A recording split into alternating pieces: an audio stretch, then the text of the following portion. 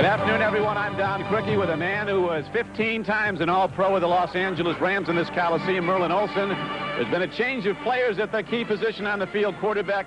Merlin, everyone hates to see injuries, but this comes at a very difficult time. Certainly does, Don. I don't think there's a more painful experience for an athlete than to see his quarterback go to the ground.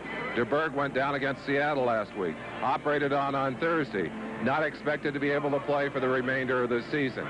On the other side of the field, Wilson threw a pass to Rockmore, chased him to the sideline, and falls heavily on his left shoulder. He, too, was operated on this week.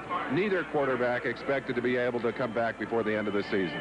The Denver Broncos say there is bad news and good news. The bad news, they're down to two quarterbacks, and they're both rookies. But the good news is that one is John Elway, who says he's ready. Well, and Elway did a good job coming in relief last week. But there's no question in the minds of the Denver coaching staff, Elway is going to be a great quarterback. It's just a matter of when. They'd like to see it start today. On the other side, they're getting a man in, a replacement who's been there many times before, Jim Plunkett. He knows what to do when he gets a shot in the game. Chris Barr is ready to kick it off for the Los Angeles Raiders. He was part of that great year in '80 when Barr came here as a cut by the Cincinnati Bengals, a free agent. Went to the Super Bowl with Jim Plunkett. Everybody had a comeback that year for the Raiders. Well, that was the year that Plunkett came in with an injury, much like the injury that took the starter out this year. Well, the interesting thing about him, Merlin, as we look at Tom Flores, head coach of the Raiders, now in his 5th year, is the emotional maturity of Plunkett. He can handle the ups and downs of this game. He certainly demonstrated that. Here's the kick, carrying deep. And now the Denver Broncos bring it out across the 20 and out to the 30-yard line. Moving the ball out is Zach Thomas, a man who returned a punt 70 yards for a touchdown in the first meeting between the Broncos and the Raiders at Mile High. John Elway, and at quarterback, they're calling this Elway's second season. Number 7 from Stanford, the first player picked. You all know the history of this great prospect from nearby Granada Hills, California. Custon and Poole, the starting runners, they have problems in the backfield due to the Broncos with injuries. Watson comes out wide to the left, Upchurch to the right. The offensive line has tightened up after some rough going early in the season. Has given up a lot of sacks throughout the year, 42. First and 10. Winder in the game now, and he takes the first pitch and goes back for a yard loss as he tried to get to the line of scrimmage. Bob Nelson, an inside linebacker, fills. The front three for the Raiders, Long, Kinlaw, and Alzado. The defensive ends are outstanding. The linebackers experienced and quick, particularly on the right side. Hendricks playing his 208th game consecutively. He's not missed a game since he was in junior high school. Hayes, Watts, Davis, and McElroy, the defensive backs for Oakland, for the Los Angeles Raiders. That's $5 in the Teddy Nathanson pool. The Raiders probably played more man coverage, Merlin, than any team in the league. Second down now and 11 for the Broncos.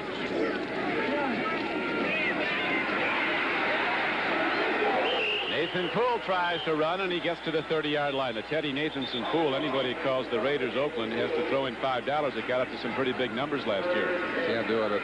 It's hard. Even some of these players still refer to them that way. Little altercation going on between Lester Hayes and Rick Upchurch on that last play. Wide receivers, there are 2 deployed to either side. One man back in to block that is Poole, and he gets a pitch, and they're going to go for a first down and more. As the Broncos cross up the Raider defense, playing pass all the way, the blocking back gets the ball, and Nathan Poole's ahead for 11 yards and a first down. Well, when I said smoke and mirrors, this is the kind of thing you have to anticipate. Little shovel pass. Now, looks like it's going to be a drop right there. They let the defensive line in, just flip it behind to Nathan Poole, and Poole does a good job of finding a little opening there. Right now, the Broncos looking for a share of first place if they can beat the Raiders today. Elway sprinting out. He has some time. There's that quick arm and incomplete in the end zone. Interesting choice here for Dan Reeves. Well, I think he's made it, Merlin. He wants points. He's got Carlos out, the field goal kicker. Well, he doesn't want to blow his first scoring opportunity. Carlos has hit 11 of 15 field goals for the Broncos. The barefoot boy, good kicker. It hit from a long way, too. He lifts it up and through, and the Broncos, beneficiaries primarily of that 40-yard strike from John Elway to Rich Upchurch that got him down close, put the first points up on the field goal. It's 3-0 Denver. Fresh buttermilk biscuits made from scratch. Our chicken and biscuits a perfect match. One more way, we do chicken right.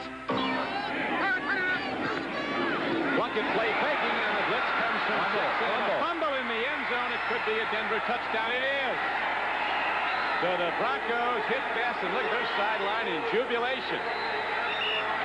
Barney Chavis came through after Jackson made the blitz, forced the fumble, and Chavis is on the ball. There's a player down. I don't know if he's fighting for the football or... Marcus Allen is in there fighting for the ball. Chavis said he had it, and he did.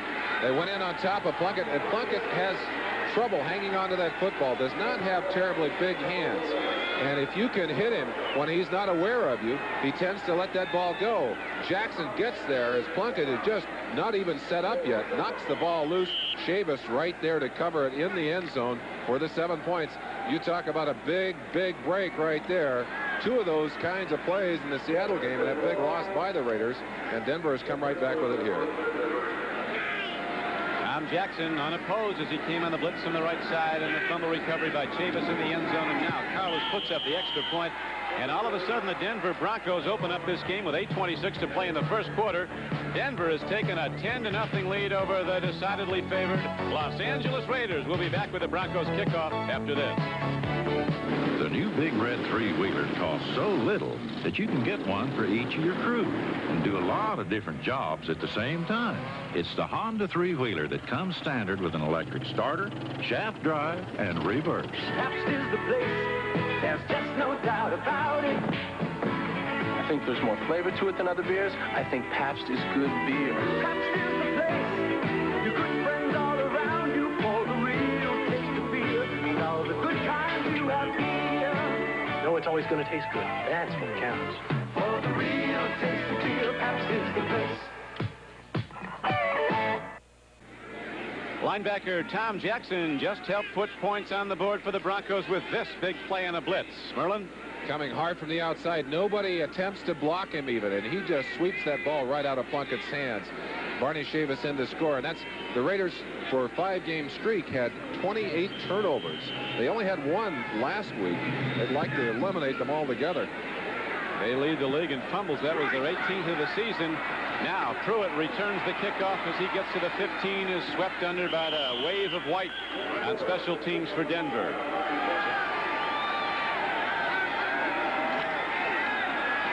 Plunkett has some time, and he has a man, and a great reception by Marcus Allen for a first down at the 36-yard line of Los Angeles. 15 yards up into the air goes Marcus Allen, and comes down with the ball. He's caught 42 balls this year. Great receiver, no question about it. And on that particular play, I think realizing how foolish he looked on the last play, comes up with a big play, takes some heat off. Plunkett doing a good job of finding an opening and a little bit of time in that pocket. That was the key to the play, along with the great catch by Marcus Allen. Another aspect of Marcus Allen's play, Merlin, is the 3 completions in 5 attempts. He doesn't throw often, but 2 have been for touchdowns. And a lot of times they'll use it when they're behind. 1st and 10 Raiders. Plunkett wants some more, swings it out to Marcus Allen. So quick, loses a defender and gets ahead for a gain of about 9 yards on the play. Great move by Marcus Allen. Malcolm Barnwell comes in motion. Plunkett, the pitch back. Running with the ball is Marcus Allen. And he's across midfield, and he's ahead for 13 yards and a first down. That great change of pace move that all the great ones have. A shift to speed, and Marcus Allen speeds ahead for a first down. Marcus, a gifted back, has not had quite as good a numbers this year, but his role has changed somewhat in this offense. Has had to handle a lot of short yardage work. Well, this is long yardage work, doing what he does best. The first quarter ends. Jim Plunkett and the Raiders head to the other end of the field, trailing in the game 10-0.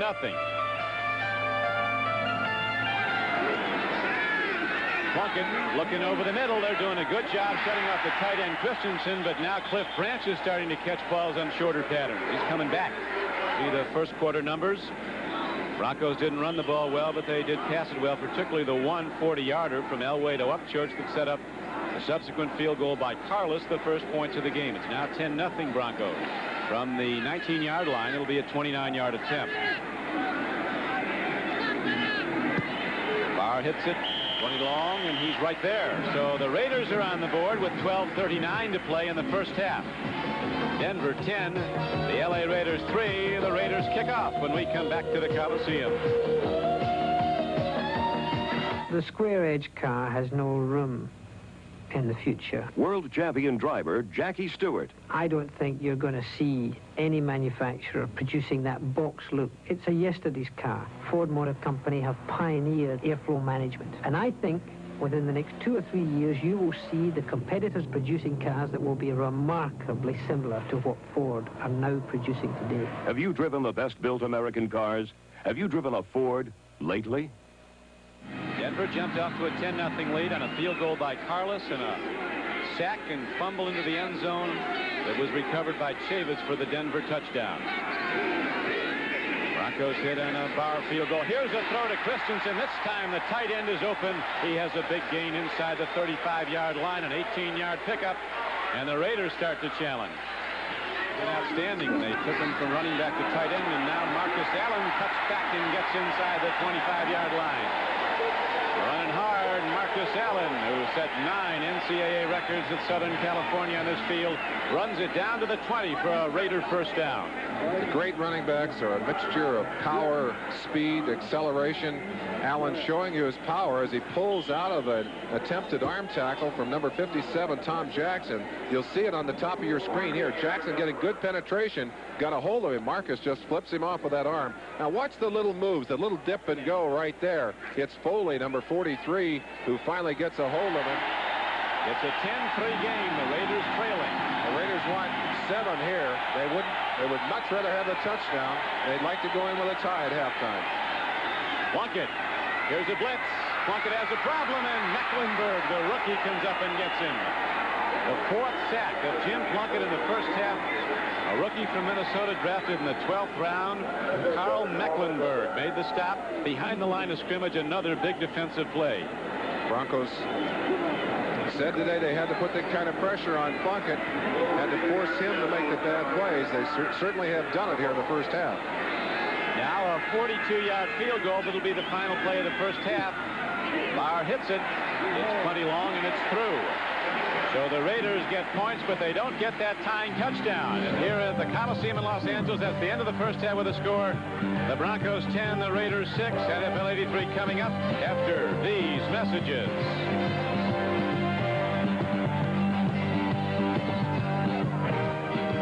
Whether you're out in the country or down in the town, there's a new way of living, and it's getting around.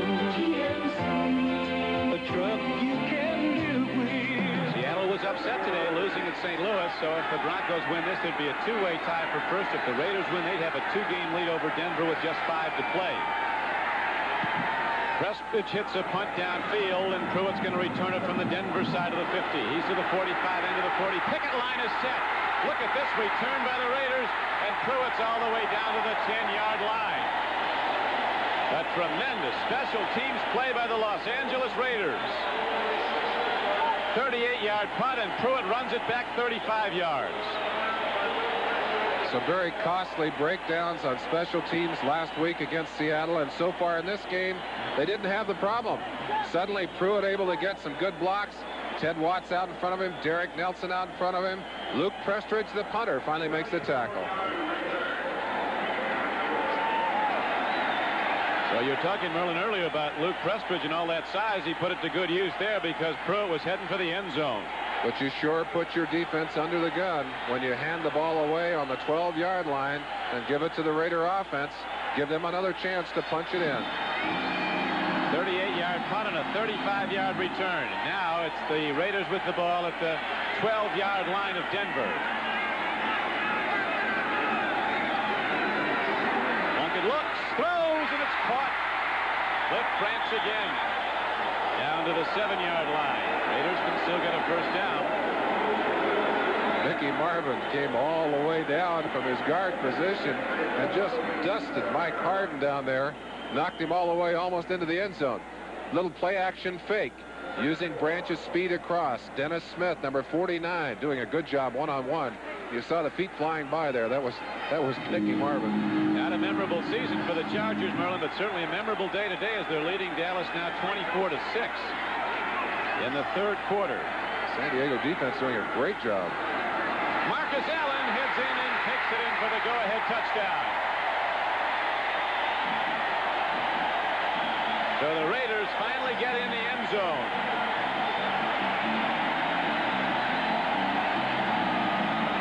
Great offensive blocking by the Raider front, and Marcus Allen knows what to do with it as well as anybody in the league.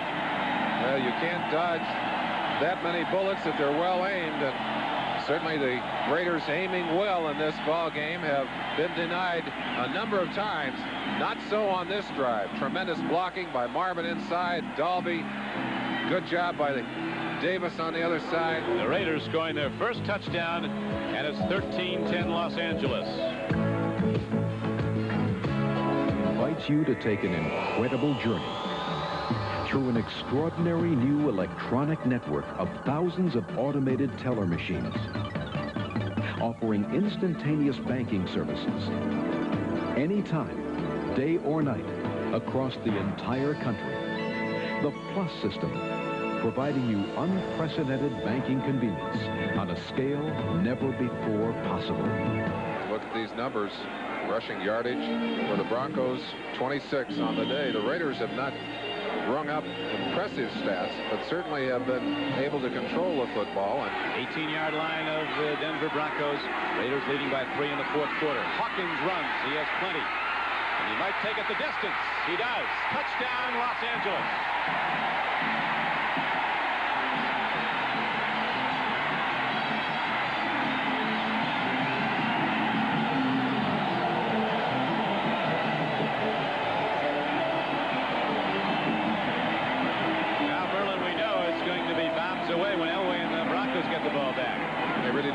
Choice now. They didn't anyway. They weren't able to run the football.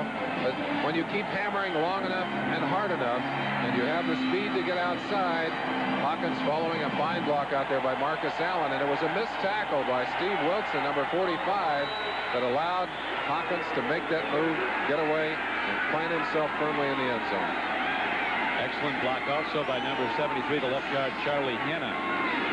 Oh, bad snap.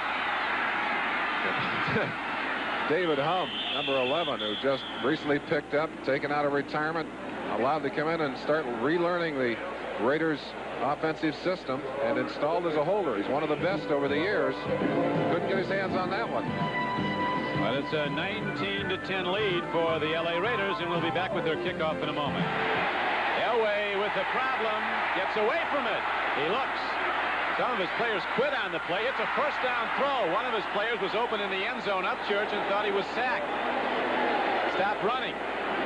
But Elway finds a way, and so on second down and about 25 yards, he throws for 32 and a first down. I believe that's Steve Watson's first reception on the day, but what a big time. Now is that Sampson catching that football down there? That's Sampson catching the football down there, but Elway doing a magnificent job of escaping this pressure. That's Townsend, 93, Alzado, 77, a body lock there. Gets to the outside and gets that ball off. Watch the catch down deep here.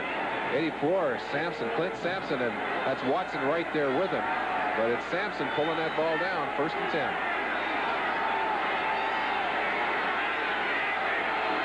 So the Broncos down close for the first time in a long, long time. Here is a throw. It's incomplete, but there's a penalty marker. Watson was interfered with. It'll be 1st and goal for the Broncos inside the 5-yard line. Ed Watts called for the foul, and John Elway looking at the end zone from pretty close to point-blank range. And we got another flag down. I believe Watts may have said something to the officials that drew an additional penalty. 20 on the defense. First down. Raiders lead 19-10. Elway throws. Watson loses had the ball and lost it. Very close to a reception. Lester Hayes split it up, though. A big play by the all-pro corner. He had it just long enough to have possession. Even if he knocked it away, it would have been a touchdown. Carlos can bring the Broncos to within 6. High snap, but the set down and hold are very good. Luke Trustridge doing his job well, and Carlos responding with the field goal. And now it is a 19-13 game, and we still have 6:35 left to play, so looks like we're going down to the wire. 1st and 10 for Jim Plunkett and the Raiders at the Los Angeles 20. And again, Plunkett's numbers certainly not overwhelming in this day of passing football, but more than adequate to get his team on top today. And of course, the one costly mistake he made was the fumble early in the ball game. Ball knocked loose for a touchdown. Dan Reeves, you can see the tension in his face as he looks for his defense to get the ball back. There comes Jackson. He strips the ball. It looks like the Denver Broncos have it. They do. Jackson again. They ought to give this guy a game ball. It's gold-plated. The fifth sack of the day by the Denver defense. And, of course, at the crucial time, you've got big play people that got to perform for you. Jackson coming from the left side. That's Hawkins. He gets by here. But it's just reaching out with that left hand. And Plunkett, who does not grip that ball tightly, has it swept out of his hand right here. The Broncos recover. They now can put Elway back in the game and set their sights on the goal line. You know what, Midas? We've installed over 48 million mufflers. Just outside the Raider 30. And the throw, here comes the rush. He eludes it for the moment. Now he has a problem. He can go, though. You talked about his 4.7 speed, and John Elway might take it in. He's down to the 6-yard line. Ted Watts got him, but now the Broncos have the ball first and goal at the 6-yard line with 2:28 to play. A 24-yard run by John Elway. Elway standing in tough. Will feel the pressure from the outside. Howie Long ducks under Howie Long. Now look at how many Raiders he has in pursuit. Just a matter of speed. Outruns Millen right there. Breaks into the open. He's pointing out his blocks. I believe that's Upchurch down there. And it's Ted Watts who slips off Upchurch's block and makes the stop. But great position here. We got a timeout called, I believe. I don't know who they called it for, but 2-minute warning. Okay. And now, here comes another one of those fantastic finishes with the Broncos challenging to go ahead. The chance to beat the Bears in overtime. Chester Marcole's kick is up and blocked. The ball bounces back into Marcole's hands. Nothing for Chester to do now but tuck it in and run. He picks up a needed block along the way and cruises 25 yards into the end zone. The Packers win 12-6 on their own blocked field goal on the game's final play. That adrenaline will ease some pain, and it's pumping now. 3rd down and goal. Broncos. Nobody set in the backfield, and Elway gets set. Takes a look. Takes it up the middle. He's in. Touchdown, Denver.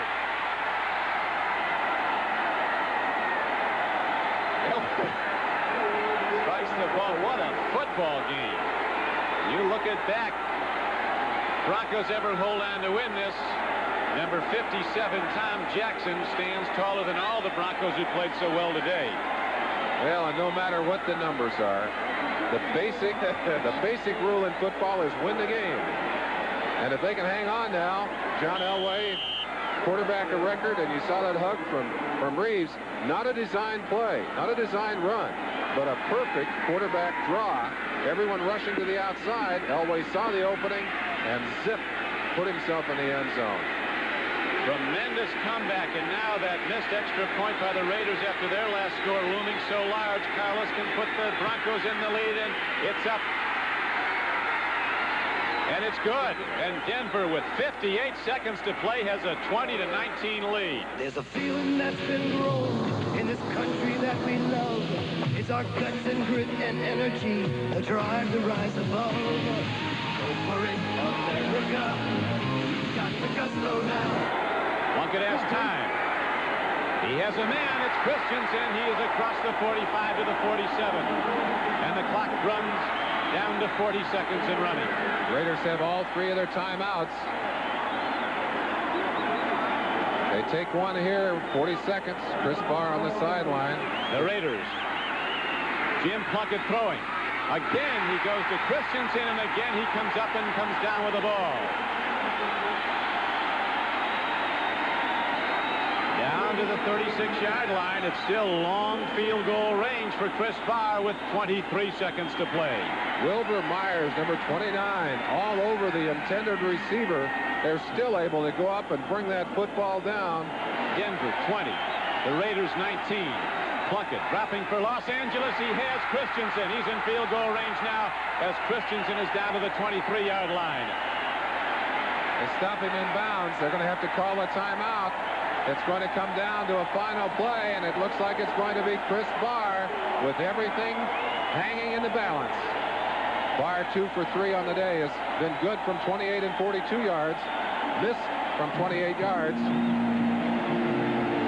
David Holmes had a problem holding. This time he doesn't. The ball's on the way. He spins it up and throw, and the Raiders are going to win the game. 4 seconds left. Chris Barr, when he had to deliver, did, and the Raiders down with 58 seconds to play, take a kickoff, drive down the field, despite a penalty, get in position, and then hit it when they had to and take a lead with just 4 seconds to play. It's not over, but it is. We talk about the emotional highs and lows of professional football, and here within seconds, you've seen both.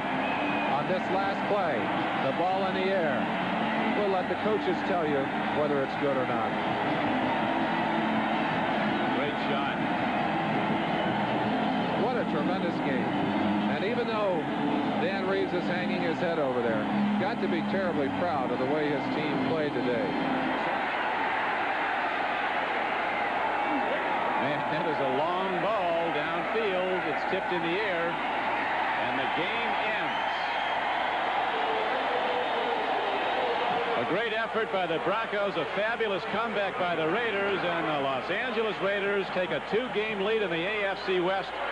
With seconds to play, they go in front 22-20, and that's how it will end.